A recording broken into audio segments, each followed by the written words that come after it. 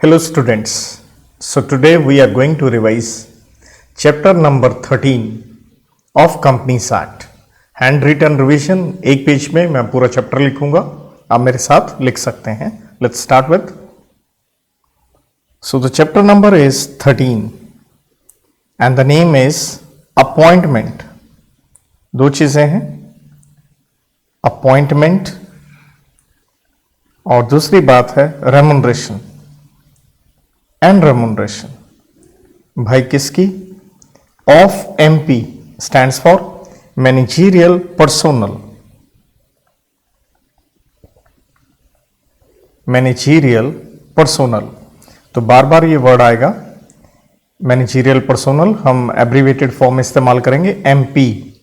बस यहां पे एक चीज साथ के साथ तुरंत पकड़ लीजिए, मैनेजरियल पर्सोनल जो है ये तीन लोग बताए गए हैं.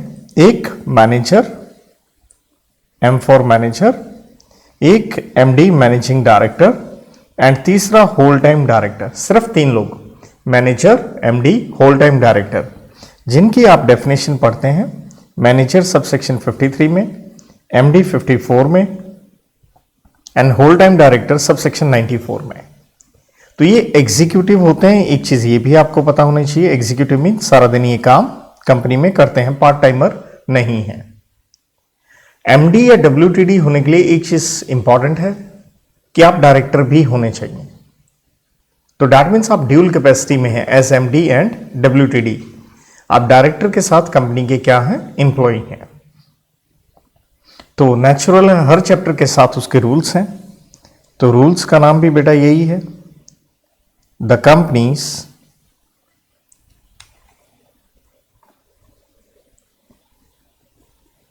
company's appointment and remuneration of managerial personnel rules of 2014.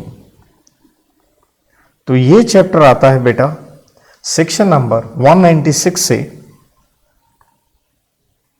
205 तक. तो 10 सेक्शन का ये चैप्टर है. आइए एक बार हम कोड की बनाते हैं इन सेक्शंस की, आपको याद हो सके. 196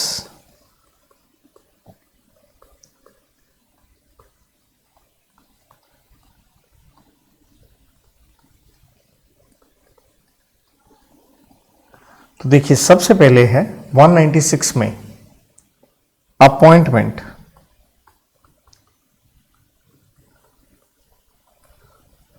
और 197 में है MR, stands for managerial remuneration, जिसके लिए मैं वर्ड एमआर ही इस्तेमाल करूंगा, मैनेजरियल रेमुनरेशन. और ये मैनेजरियल रेमुनरेशन हमें क्या करनी होती है? कैलकुलेट करनी पड़ती है. किसके ऊपर? On net profits. तो यहां से हमारी कोड की बनती है AMC, annual maintenance charges, AMC. इसके बाद एएमसी की क्या करवानी थी? रिकवरी. रिकवरी के लिए कुछ फैक्टर्स फिक्स किए गए और उसके लिए एक एप्लीकेशन दे दी गई. किसको? टू सेंट्रल गवर्नमेंट को, टू सीजी, सेंट्रल गवर्नमेंट को, ताकि हमें उस एएमसी का क्या मिले? कॉम्पनसेशन. एएमसी का क्या मिले? कॉम्पनसेशन. क्योंकि हम क्या हैं? होल टाइम केएमपी हैं, whole time KMP, whole time की मैनेजरियल पर्सोनल. किस तरह से भाई? क्योंकि ये दो सेक्शंस सीएस के ऊपर हैं, कंपनी सेक्रेटरी के ऊपर. तो 204 में आता है सेक्रेटेरियल ऑडिट एंड 205 में है सीएस के फंक्शंस. तो देखिए कोड की क्या बनी, फिर से एक बार समझ लें. एएमसी की क्या करनी थी? रिकवरी. उसके लिए क्या फिक्स किए गए? फैक्टर्स. एप्लीकेशन दी गई किसको? सेंट्रल गवर्नमेंट को, कि क्या दिया जाए? कॉम्पनसेशन. किसको? क्योंकि हम होल टाइम के एमपी हैं. कैसे हम? सीएस. तो इस तरह से हमने एक कोड की बना दी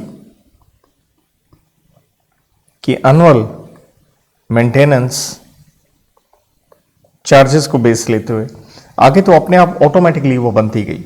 थोड़ा सा और इनमें मैं फिल कर दूं तो अपॉइंटमेंट किसकी, मैनेजरियल पर्सोनल की, रिकवरी किस बात की, रेमुनरेशन की, फैक्टर्स किस चीज़ के लिए फिक्स किए गए हैं, रेमुनरेशन के लिए, compensation for loss of office, भाई किसका ऑफिस चला गया, एमपी का, मैनेजरियल पर्सोनल का। देन अगला है ही होल टाइम के एमपी की अपॉइंटमेंट की बात है यहाँ पे भी। तो चलिए let's start with our first section, section number 196। लेकिन इफ यू कैन रिकॉल, मैंने चैप्टर नंबर 12 में कहा था 196 को आप 176 के साथ पढ़े, हार्मोनियस कंस्ट्रक्शन की मैंने बात करी थी, तो आप उस चीज को बिल्कुल भी मत भूलिए। तो 196 अपॉइंटमेंट किस चीज की, मैनेजरियल पर्सोनल की, ये मैंने आपको बताई दिया, 3 है, एम, एमडी, डब्ल्यूटीडी। तो यहां पे सब सेक्शन 1 ये कहता है कि भैया कंपनी में या तो मैनेजर रखें या एमडी रखें, मतलब दोनों नहीं हो सकते, दोनों में से सेम टाइम क्या होगा, सिर्फ एक ही होगा, दोनों नहीं हो सकते। सब सेक्शन 2 ने टेन्योर की इनकी बात करी है, और इनका टेन्योर आप मैक्सिमम, टेन्योर किसका ये मत भूलिए, एमपी तीनों का, तीनों में से कोई भी हो, तो ये मैक्स 5 साल हो सकता है एट ए टाइम, जिसका मतलब हो गया कोई टेंशन की बात नहीं है, आप रीअपॉइंटमेंट कर सकते हैं।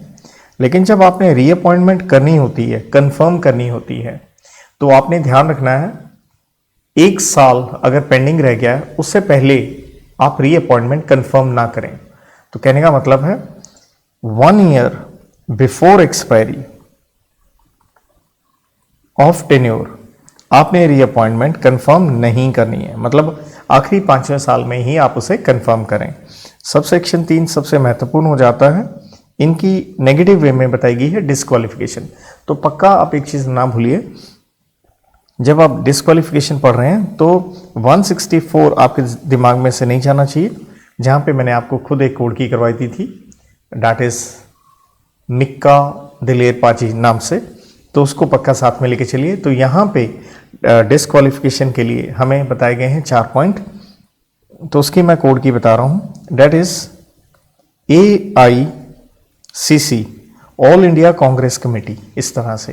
तो यहाँ पे बताया गया है एज जो है वो 21 से कम नहीं होना चाहिए, मतलब कम से कम आप 21 साल के होने चाहिए, क्योंकि डिस्क्वालिफिकेशन है ना, तो उस हिसाब से नेगेटिव वे में हम पढ़ रहे हैं। या जिस आदमी ने जिसने अटेन कर ली है, जो उम्र है वो 70 साल की अटेन कर ली है, वो एमपी नहीं बनेगा। लेकिन यहाँ पे एक्सेप्शन है कि कोई बात नहीं, बना लो, अमिताभ बच्चन ग्रेट आदमी है, फुल ऑफ एनर्जी, तो इसके लिए आप क्या पास करें, SR पास करें, नेचुरल है, जनरल मीटिंग के अंदर, और साथ में उसकी एक्सप्लेनेटरी स्टेटमेंट जो 102 में जाती है, तो वो जस्टिफिकेशन भी दें आप एक्सप्लेनेटरी स्टेटमेंट में कि किस तरह से ये आदमी एक एक्सेप्शनल है। साथ में ये भी चीज़ बताया गया कि अगर ऐसा नहीं पास होता, अगर वोट्स जो हैं वो इन फेवर एक्सीड करती हैं एज अगेंस्ट, मतलब ऐसा नहीं पास हो पाया लेकिन यूं कह लीजिए OR पास हो गया, तो आप क्या करें, तो जो बोर्ड है वो सेंट्रल गवर्नमेंट को एक एप्लीकेशन दे सकता है कि भाई साहब इसे अपॉइंट करने दीजिए, क्योंकि ये हमारे बेनिफिट में ही है। और I से है इंसॉल्वेंट, मैं हिंदी में लिख दूं तो ज्यादा आसान होगा, ना है ना थे, ना थे, ना है ना थे। C से क्रेडिटर का पैसा नहीं खाया, यूं कह लीजिए, का पैसा नहीं खाया, उनके साथ कोई कंपाउंडिंग सेटलमेंट ऐसा कुछ, या उनकी पेमेंट सस्पेंड नहीं करी। C से कॉन्विक्ट नहीं हुए, ऑफेंस, और यहां पे कोई भी ऑफेंस है ये ध्यान रखें, any, that is very important, क्योंकि वहां आप पढ़ते थे 164 में मॉरल टर्पिट्यूड या कंपनीज एक्ट का, तो कहता है एनी ऑफेंस, एंड यहां जेल जो हुई आपको मोर देन 6 मंथ्स है। एक चीज और ध्यान रखिए, वहां पे जेल में इक्वल टू 6 मंथ्स भी था, तो ये 4 ग्राउंड्स यहाँ पे एक तरह से यूं कह लीजिए एक्स्ट्रा बन गए हैं अगर आप MP अपॉइंट हो रहे हैं। Thereafter moving to sub section 4, ये कहता है कि कुछ कंडीशंस हैं अपॉइंटमेंट की। मतलब जब हम अपॉइंट करते हैं तो एक तरीका रहता है और उसके हिसाब से कंडीशन है।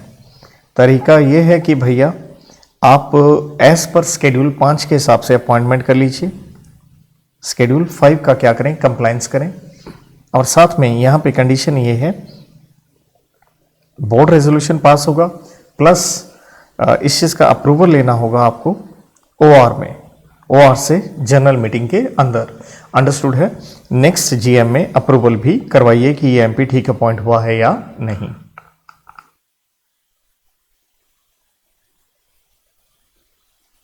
शेड्यूल 5 की बात करें तो एक इसके लिए एक फॉर्म इस्तेमाल किया जाएगा MR1, जो कि आपको ROC को देना होता है 60 डेज ऑफ अपॉइंटमेंट के अंदर अंदर। तो शेड्यूल जो 5 है, दरअसल शेड्यूल 5 के अंदर हमारी 4 कंडीशंस आती हैं जो मैं अभी नीचे लिख दूंगा। B पॉइंट में ये आता है कि हम शेड्यूल 5 का कंप्लायंस नहीं कर पाए, वेरिएशन हो गई, किसके अंदर होगी, शेड्यूल नंबर 5 के अंदर वेरिएशन हो गई। तो यहाँ पे आपको क्या करना होगा, ये BR प्लस OR तो करना ही होगा, साथ में आपको सेंट्रल गवर्नमेंट से क्या लेनी पड़ेगी, आपको अप्रूवल भी लेनी पड़ेगी। और यहाँ पे आप क्या करेंगे, MR2 फॉर्म फाइल करके देंगे, किसको देंगे, सेंट्रल गवर्नमेंट को देंगे। और ये देना होता है आपने 90 डेज ऑफ अपॉइंटमेंट के अंदर। तो यहां पे हमने एक इंटरेस्टिंग चीज ये देखी कि भैया ऑर्डिनरी रेजोल्यूशन से बाद में अप्रूवल लेना है, क्योंकि इसके ऊपर सब सेक्शन 5 बड़ा इंपॉर्टेंट आ जाता है। तो शेड्यूल 5 की पहली बात तो 4 कंडीशंस देख लीजिए। शेड्यूल 5 ये कहता है कि पहली बात कि आपको जेल नहीं हुई, नॉट सेंटेंस्ड, आप जेल में नहीं गए और ना जेल गए हैं, ना ही आपको फाइन लगा हो 1000 रुपये से ज़्यादा का। और ये यहाँ एक लिस्ट दी गई है, इसे मैं एक छोटा नाम दूं तो इकोनॉमिक ऑफेंसेस, मतलब जहाँ से सरकार को कमाई आ रही हो, इनकम टैक्स वो सारे, और आपके इकोनॉमिक लॉस के भी सारे एक्ट हैं। तो ये 19 एक्ट की एक लिस्ट है, तो उसमें आप सेंटेंस ना हुए हों, ना ही आपको डिटेन किया गया है कॉफ़ी पोजा एक्ट में। कॉफ़ी पोजा सिंपल कहें यहाँ पे स्मगलिंग में कह लीजिए। और तीसरा एज का पॉइंट वो ऊपर वाला सेम ही है जो हमने लिखा कि आपकी कम से कम उम्र होनी चाहिए 21 साल की। एंड फोर्थ पॉइंट, आप होने चाहिए रेजिडेंट। और रेजिडेंट नेचुरल है इन इंडिया, और रेजिडेंट का यहाँ मतलब बताया गया है आपका स्टे होना चाहिए कम से कम 12 महीने का। नेचुरल है बिफोर अपॉइंटमेंट, लेकिन अगर आप स्पेशल इकोनॉमिक जोन में हैं तो इस चीज़ की एग्जम्पशन भी है। और देखिए मेन आता है 196(5) जो मैं कह रहा था, अगर OR पास ना हो, अगर अप्रूवल नहीं हो पाई, अप्रूवल नॉट बाय OR, तो क्या होगा, जो आपने एक्ट्स कर दिए हैं, तो प्रायर एक्ट्स जो आपने कर दिए हैं वो क्या रहेंगे, वैलिड ही रहेंगे, वो इनवैलिड नहीं होंगे। इसलिए पक्का इसको मत भूलिए, इसको आपको रेड विद करना चाहिए सेक्शन नंबर 176 के साथ। इसी के साथ देखिए हम कह रहे थे सेंट्रल गवर्नमेंट को अगर वेरिएशन होती है तो हमें एप्लीकेशन देनी है, तो उसका सेक्शन आता है 201। तो अगर ये सेंट्रल गवर्नमेंट हम यहाँ कह रहे थे, यहीं पे सेक्शन अगर हम लगा दें साथ में तो 201 अपना यहीं पे ख़त्म हो जाएगा। एक्स्ट्रा चीज़ बताऊं तो 201 में ये आती है कि आपने मेंबर्स को भी इसकी कॉपी वगैरह देनी होती है, ऑल्सो कॉपी टू मेंबर्स दीजिए। साथ में इसको आपको 2 अखबारों में पब्लिश भी करना होता है, पब्लिश 2 न्यूज़पेपर, वो आप समझ गए होंगे, एक इंग्लिश का और दूसरा नेचुरल है कौन सा, वर्नैकुलर लैंग्वेज का। तो बेटा इसके साथ कंप्लीट होता है हमारा सेक्शन नंबर 196। मैं ये कहूँगा 196 के बाद नेचुरल है, एक तो साथ में हमारा निकल गया यहाँ पे 201। तो वैसे 196 के साथ 203 साथ में पढ़ा जाए ज़्यादा बेहतर रहता है, बट चलिए हम ऑर्डर में चलते हैं, 197 पे चलते हैं। तो 197 सेक्शन डील करता है MR, stands for managerial remuneration के ऊपर है ये। तो यहाँ सबसे पहली चीज़ ये आती है, ओवरऑल जो मैनेजरियल रेम्यूनरेशन है वो आपका कितना हो सकता है, मैक्सिमम 11% किस चीज़ का, नेट प्रॉफिट का। नेट प्रॉफिट हम कैसे निकालेंगे, सेक्शन 198 के मुताबिक। लेकिन एक बड़ी बात है, ये 11% जो नेट प्रॉफिट आपने रेम्यूनरेशन देना है, ये अकेला मैनेजरियल पर्सोनल के लिए नहीं है, साथ में ये रेम्यूनरेशन की लिमिट नॉर्मल डायरेक्टर्स के लिए भी है, ये पक्का ना भूलें। अगर आपने लिमिट क्या करनी है, एक्सीड करनी है, तो भी कोई टेंशन की बात नहीं है। आप कैसे करें, OR पास करें जनरल मीटिंग के अंदर, एंड साथ में शेड्यूल नंबर 5 का आपने क्या करना है, कंप्लायंस करना है। और ये जो हम ओवरऑल लिमिट पढ़ रहे हैं, ये पब्लिक कंपनी के लिए है, इसकी एप्लीकेबिलिटी। दैट मीन्स ये गवर्नमेंट कंपनी के लिए तो बिल्कुल नहीं है, नॉट फॉर गवर्नमेंट कंपनी। तो अंडरस्टूड है, प्राइवेट कंपनी के लिए भी ये नहीं है, राइट। देन अगर हम बात करें लिमिट, क्योंकि यहाँ लिमिट सी असली कहानी है। जो लिमिट है अगर कंपनी में है, MP stands for managerial personnel, जो मैंने आपको बता दिए 3 होते हैं। अगर ये MP 1 है, MP इज ओनली 1, और MP क्या है, 1 से ज़्यादा है, तो अगर मैनेजरियल पर्सोनल सिर्फ 1 है तो उसका रेम्यूनरेशन होगा 5% किस चीज़ का, नेट प्रॉफिट का। और अगर 1 से ज़्यादा है तो ये होगा 10% किस चीज़ का, नेट प्रॉफिट का। लेकिन यहाँ पे भी आप इसे इंक्रीज कर सकते हैं, और उसके लिए क्या पास करना होगा, SR पास करना होगा, OR नहीं। देन आता है लिमिट किसके लिए, डायरेक्टर्स के लिए, अंडरस्टूड है, जो कि क्या नहीं है, नॉट MP। तो यहाँ पे भी 2 बातें आती हैं, हमें देखना है क्या कंपनी में MP है या नहीं। So we have to see MP है और नहीं। तो अगर कंपनी में MP है तो नॉर्मल डायरेक्टर्स को रेम्यूनरेशन मिलेगा 1% नेट प्रॉफिट का, अगर नहीं है तो 3% नेट प्रॉफिट का मिल सकता है। और ये भी हम इंक्रीज कर सकते हैं किस चीज़ से, बाय SR। और साथ में एक चीज़ हमें और ध्यान रखनी होती है, आपको अप्रूवल लेनी होगी, अप्रूवल किससे, फ्रॉम क्रेडिटर्स। तो यहाँ क्रेडिटर्स में कौन आगे, जिनका हमें पैसा देना है। तो ये बैंक भी हो सकता है, कोई FI भी हो सकता है, ये NCD नॉन कन्वर्टिबल डिबेंचर्स भी हो सकते हैं, या कोई भी सिक्योर्ड क्रेडिटर हो। अगर हमने इनकी पेमेंट में क्या किया है, डिफ़ॉल्ट किया है, तो आपको पहले इनसे अप्रूवल लेनी पड़ेगी। एक चीज़ और ध्यान रखिए, सबसेक्शन 2 ये कहता है, अगर आप डायरेक्टर्स को बोर्ड मीटिंग अटेंड करने के लिए सिटिंग फीस देते हैं, तो सिटिंग फीस रेम्यूनरेशन का हिस्सा नहीं है, नॉट पार्ट ऑफ MR। मतलब वो एक अलग से ही रहेगा बोर्ड मीटिंग अटेंड करने के लिए जो आप पैसा दे रहे हैं। और ये सिटिंग फीस हो सकती है रूल 4 के मुताबिक मैक्सिमम 1 लाख रुपए, अंडरस्टूड है, पर मीटिंग है ये, चाहे बोर्ड मीटिंग हो चाहे कमेटी हो, जैसे मर्जी हो। और ये अमाउंट की बात करें तो बेसिकली ये चीज़ बताता है सबसेक्शन 5। तो इसके बाद आता है कि हमने जो रेम्यूनरेशन फिक्स किया है, रेम्यूनरेशन डिटरमिन कैसे करना है, फिक्स किस तरह से करना है, या डिटरमिन कह लीजिए कैसे करना है। तो ये आपके अंदर की बात है, जिसका मतलब हो गया आप इसे फिक्स कर सकते हैं अपने आर्टिकल से, या क्या पास करें, रेजोल्यूशन पास कर लें जनरल मीटिंग के अंदर, OR या SR जैसे भी आप लिख के बात करें। देन 2 बातें और आती हैं कि MR के अंदर क्या क्या इंक्लूजन हो सकती हैं और क्या क्या एक्सक्लूजन। तो इंक्लूजन में ध्यान दीजिए कि कोई भी डायरेक्टर ने सर्विस दी है तो उसके लिए हमने कोई भी पैसा दिया है वो रेम्यूनरेशन का ही हिस्सा होगा। तो आपने क्या किया, सर्विस रेंडर्ड, कोई सर्विस दी है in any other capacity, in any other capacity. लेकिन हम रेम्यूनरेशन का हिस्सा नहीं लेंगे अगर उस आदमी को पैसे मिले हैं, कोई सर्विसेज आपने प्रोफेशनल नेचर की दी हैं,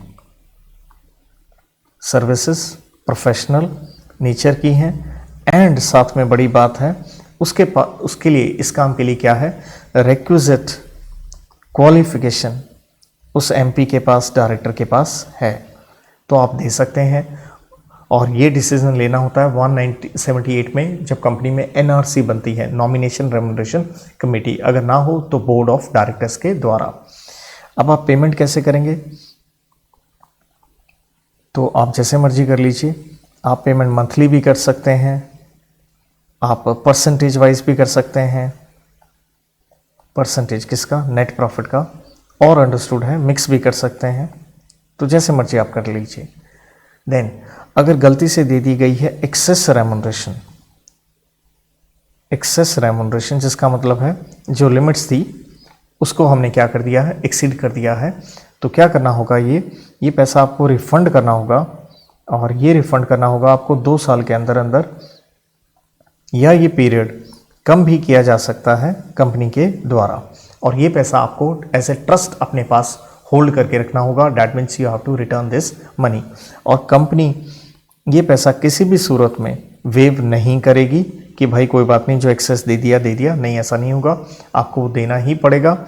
और अगर वेव करना भी है तो इसके लिए क्या करना होगा, एसआर पास करना होगा, और इन 2 ईयर्स, क्योंकि 2 ईयर्स के अंदर अंदर आपसे क्या लेनी थी, रिकवरी लेनी थी।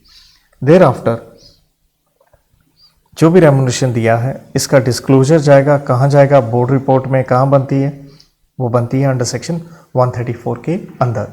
और यहाँ पे एक चीज़ और करनी होती है, बोर्ड रिपोर्ट के अंदर हमें बतानी होती है एक रेशियो डायरेक्टर के रेम्युनरेशन की किसके साथ, मीडियन रेम्युनरेशन ऑफ एम्प्लॉइज,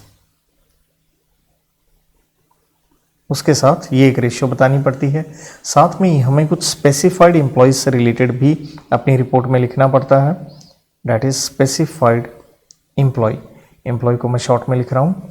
तो स्पेसिफाइड एम्प्लॉय का मतलब है जिसको आप तनख्वाह दे रहे हैं कम से कम 8.5 लाख रुपया पर मंथ, जिसका मतलब है अगर पर एनम कन्वर्ट करें तो ये बन जाएगा 1.02 करोड़ रुपया।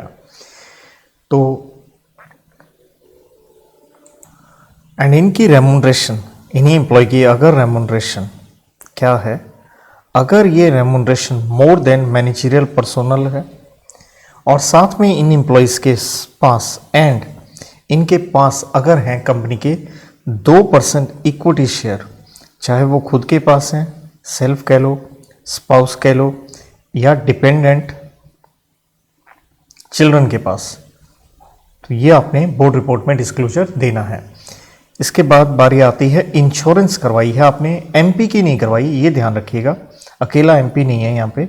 कहता अगर आपने इंश्योरेंस करवाई है, और ये सब सेक्शन 13 के अंदर आ जाता है दरअसल, अगर सब सेक्शन कोट करूं तो इंश्योरेंस करवाई है बाय कंपनी ने करवाई है, किसके लिए करवाई है ये ध्यान रखिए, फॉर होल टाइम केएमपी। तो होल टाइम केएमपी वर्ड है, उसके अंदर एमपी भी आ गया, तो एमपी के साथ साथ सीईओ, सीएफओ, सीएस ये लोग भी आ जाते हैं, तो इसलिए होल टाइम केएमपी है। तो इनकी इंश्योरेंस क्यों करवाई है, ताकि इनको इंडेमनिटी मिल सके अगर कोई लायबिलिटी वगैरह अराइज हो जाती है कि किस वजह से कोई भी इनसे कोई डिफ़ॉल्ट हो, गलती हो, नेग्लिजेंस हो वगैरह वगैरह, तो वहाँ से भरपाई हो सके। अब पॉइंट ये है इस प्रीमियम का ट्रीटमेंट आप कैसे करेंगे। तो प्रीमियम भैया सिंपल सी बात है, ये एमआर नहीं है, तो एमआर नहीं है तो ये कंपनी का एक्सपेंस हो गया, पीएनएल में राइट ऑफ होगा नॉर्मल वे में, लेकिन ये मैनेजरियल रेम्युनरेशन का हिस्सा बन जाएगा अगर ये होल टाइम केएमपी क्या प्रूव हो जाते हैं, गिल्टी, कि इन्होंने खुद जो अपना फर्ज है नहीं निभाया, तो ये मैनेजरियल रेम्युनरेशन का हिस्सा माना जाएगा। There after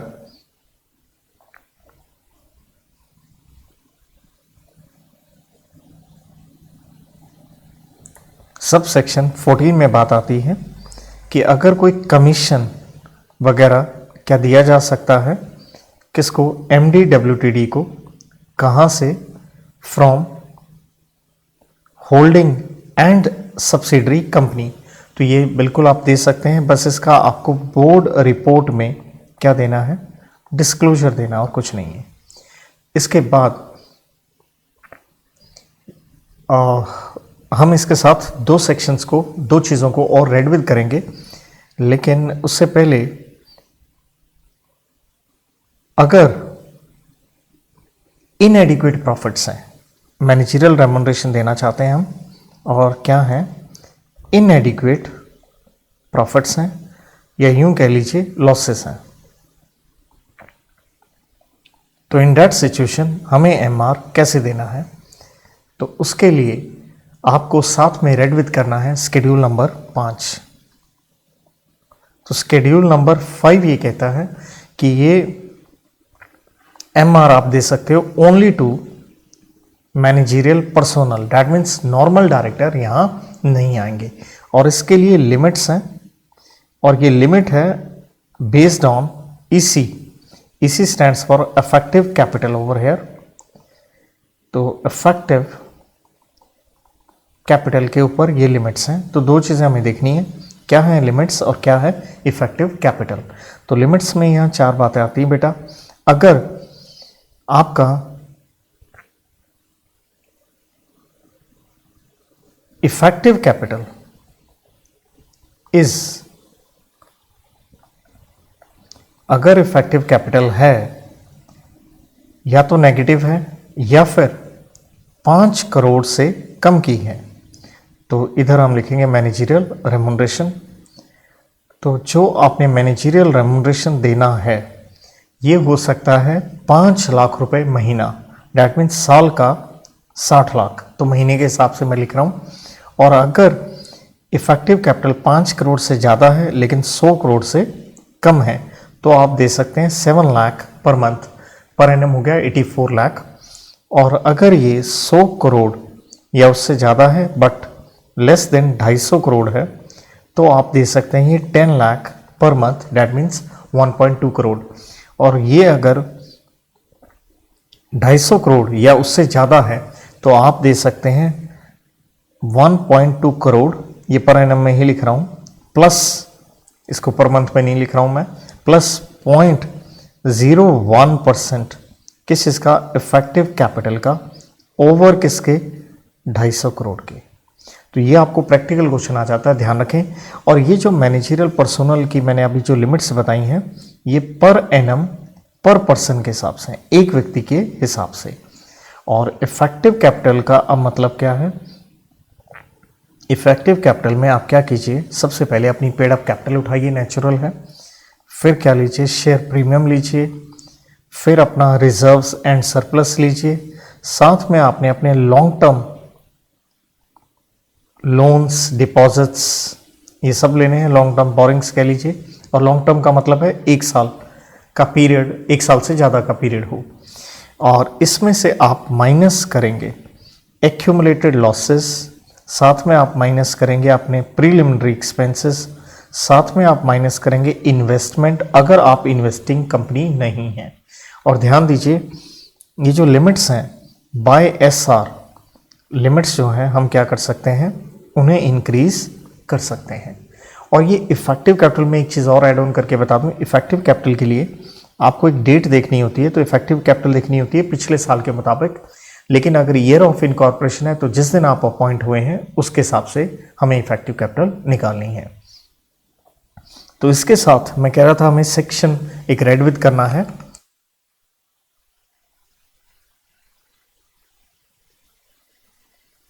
that is section 200 आप साथ में लेके चलेंगे, फैक्टर्स इन फिक्सिंग रेमुनरेशन। लेकिन कब, इफ, क्योंकि ऊपर वाला सेम ही है, इनएडिक्वेट क्या है आपके प्रॉफिट्स हैं या कंपनी में क्या है लॉसेस हैं, तो उसी के साथ लिंक करके चलना है आपने। तो ये रूल नंबर 6 में आता है। तो फैक्टर्स क्या देखने हैं, नेचुरल है, कंपनी की फाइनेंशियल पोजीशन आप देखेंगे, जिस आदमी को पैसा देना है उसका एक्सपीरियंस एंड क्वालिफिकेशन देखेंगे, देन उसको रेमुनरेशन कहीं और कंपनी से मिल रही है तो उसको भी हम कंसिडर करेंगे, remuneration from other companies, then relationship performance का रेमुनरेशन के साथ, तो एक रिलेशनशिप देखेंगे,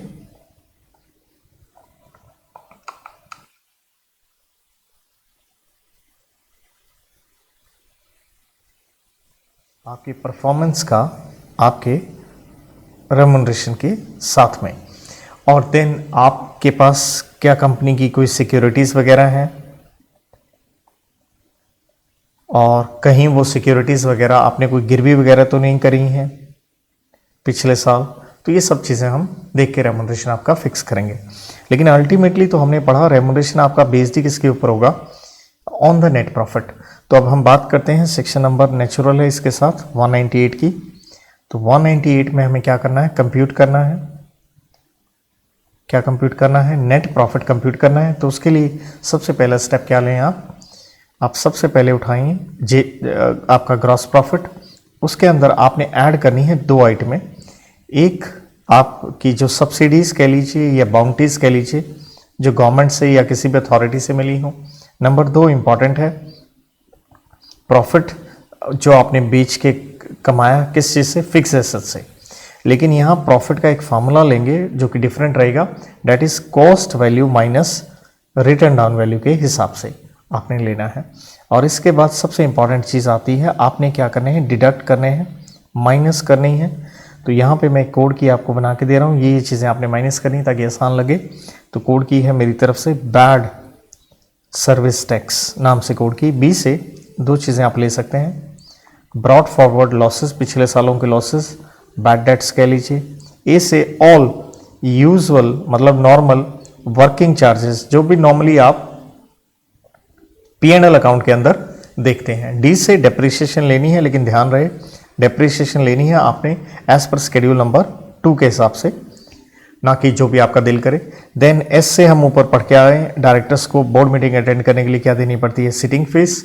एंड देन जो टैक्सेस स्पेसिफिकली गवर्नमेंट ने लगाए हैं, स्पेसिफिकली सीजी ने क्या किए हैं, नोटिफाई किए हैं, तो ये सब आप डिडक्ट करेंगे। तो बाकी कोई चीज़ें आपने कंसिडर नहीं करनी है। जैसे हम ऊपर पढ़ रहे थे रिकवरी कि रेमुनरेशन की रिकवरी ले ली जाएगी इन मैनेजरियल पर्सोनल से अगर ज़्यादा दे दिया गया है 2 साल में, तो उसी के ऊपर ये रेड विद आता है सेक्शन नंबर 199। तो दिस इज रिकवरी। तो रिकवरी ऑफ रेमुनरेशन कि हम रेमुनरेशन आपसे रिकवर कर रहे हैं इन सर्टेन केसेस। तो यहाँ पे स्पेशली रीज़न बताया ये गया है कि आपने बुक्स जो हैं कंपनी ने उनको दोबारा से बनाए हैं। तो रीज़न ये है कंपनी रिक्वायर्ड टू रीस्टेट, उन्हें दोबारा से बनानी पड़ रही हैं financial statements.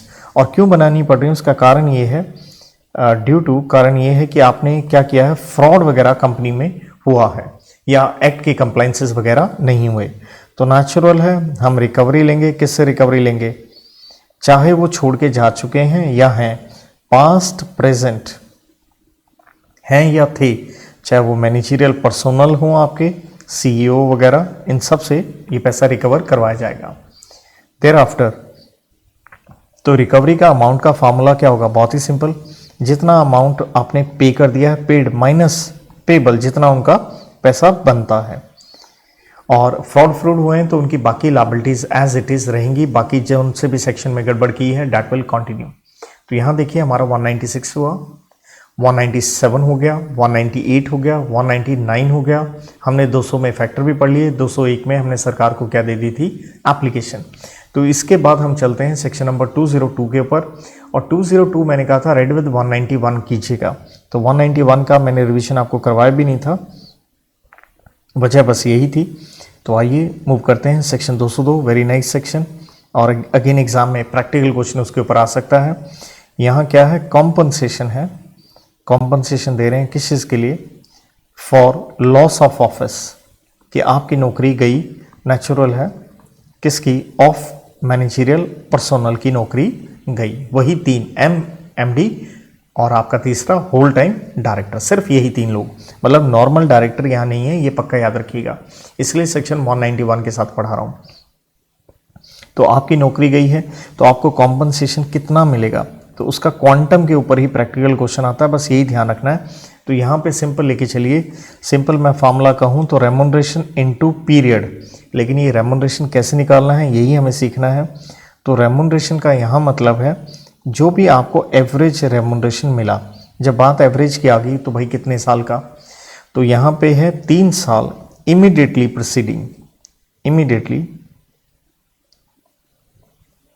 Preceding the date, year नहीं है ये ध्यान रखिएगा, the date ceased to be MP, मतलब जिस दिन नौकरी छोड़ी बिल्कुल बैक गियर में एग्जैक्टली 3 साल का आप उसका रेम्युनरेशन निकालिए।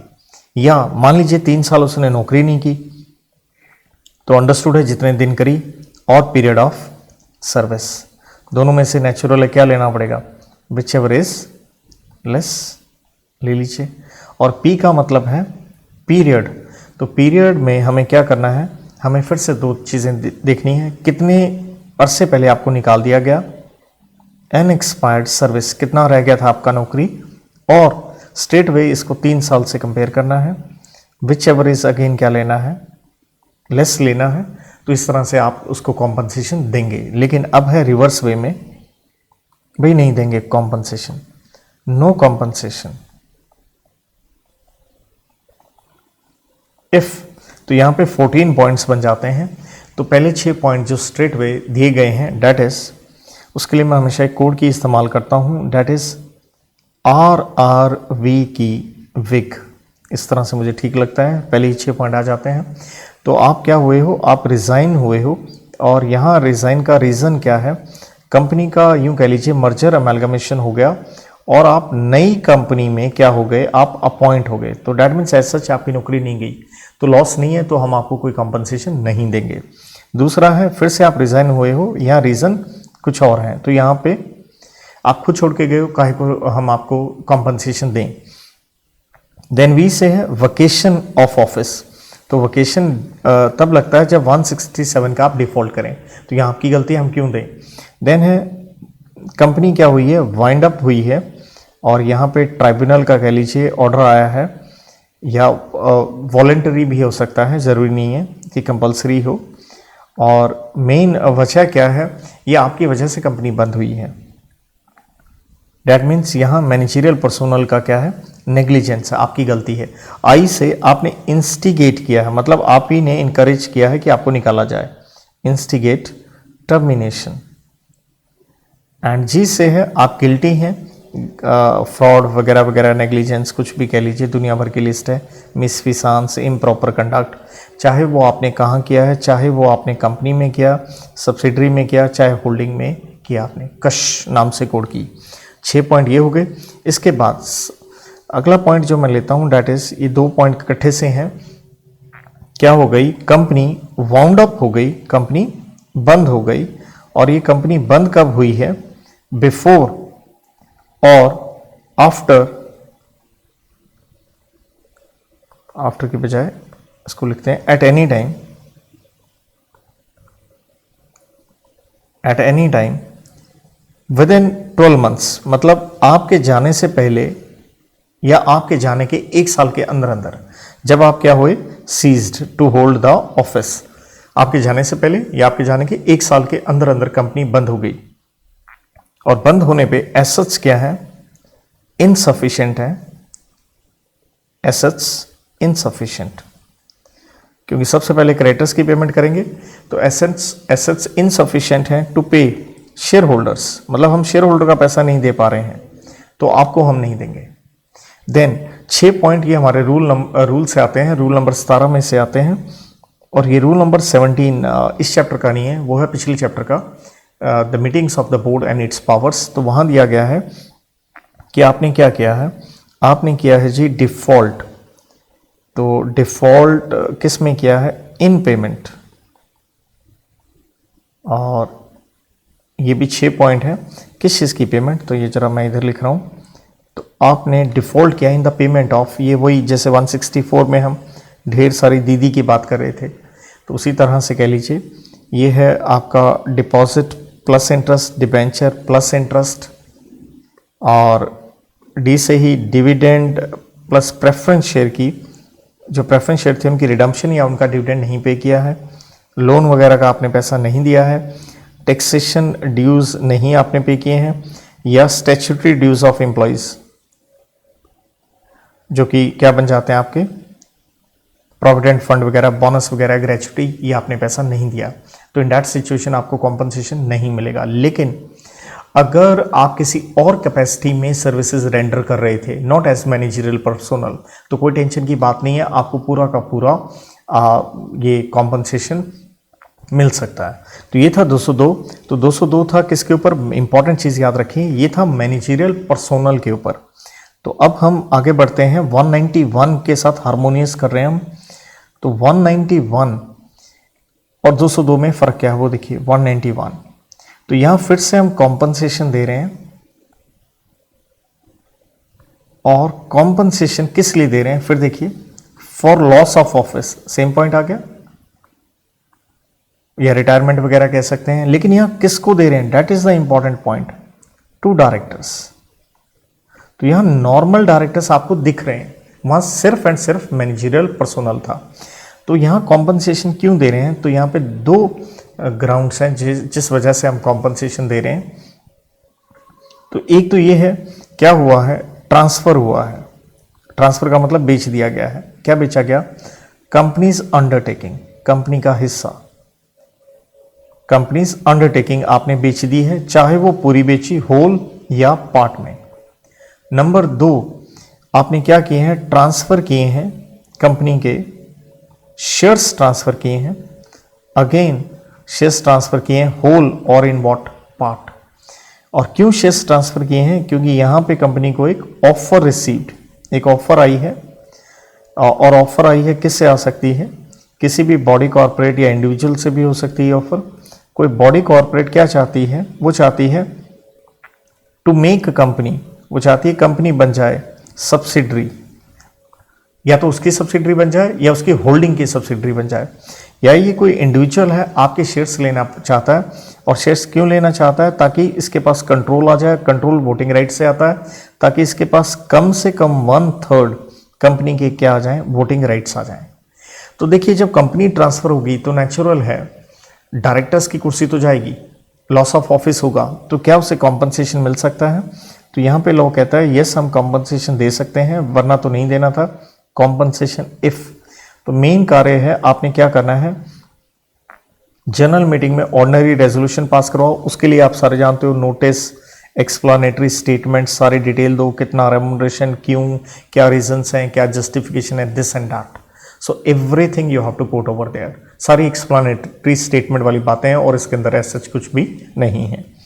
तो इसके बाद students we move to our section number 203, one of the very very important sections we are having in our course.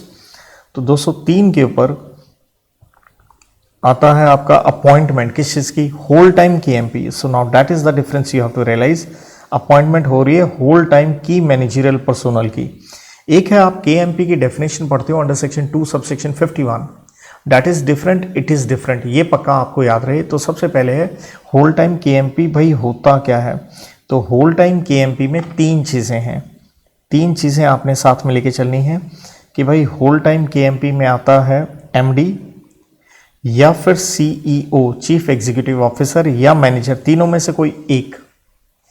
और दूसरी बात यहां ध्यान रखनी है, एंड इन देयर एब्सेंस, अगर ये तीनों ही ना हो, इन देयर एब्सेंस अगर ये ना हो, तो होल टाइम डायरेक्टर। साथ में एंड सीएस, साथ में एंड सीएफओ। तो 3 तरह के हो गए होल टाइम के एमपी। पहले पॉइंट में एक तरह से 4 में से कोई एक ही ऑप्शन हो गई आपके पास। तो ये लोग आपने अपॉइंट करने हैं, कहां अपॉइंट करने हैं, अगर आप हैं listed company, listed public company, understood है। साथ में अनलिस्टेड पब्लिक कंपनी में तभी आपने अपॉइंट कर रहे हैं अगर उसकी पेड अप कैपिटल कम से कम हो 10 करोड़ की।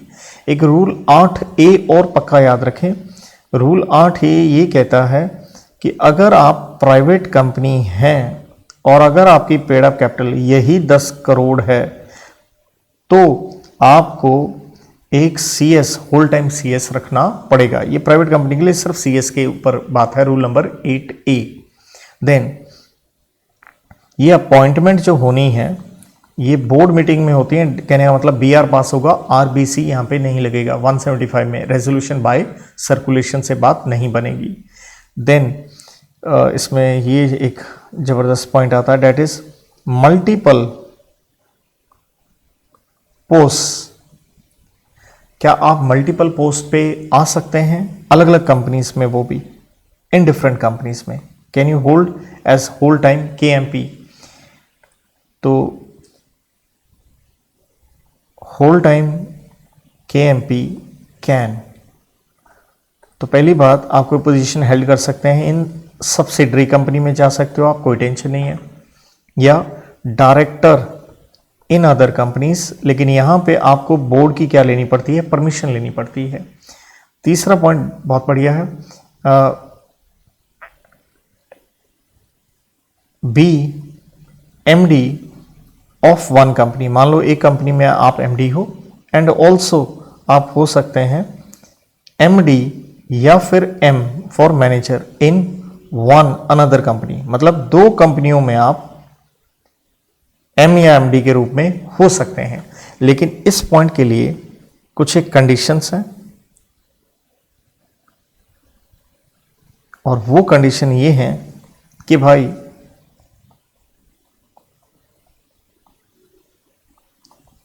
इसके लिए आपको क्या देना पड़ेगा, एक स्पेसिफिक नोटिस देना पड़ेगा, बोर्ड मीटिंग बुलानी पड़ेगी, और बोर्ड मीटिंग के अंदर आपको यूनानिमस रेजोल्यूशन पास करना पड़ेगा। यूनानिमस जिसके ऊपर हमने 162 में भी देखा है, 186 में भी देखा है, unanimous resolution you have to pass. Then यहां आता है इस सेक्शन में प्रोहिबिशन है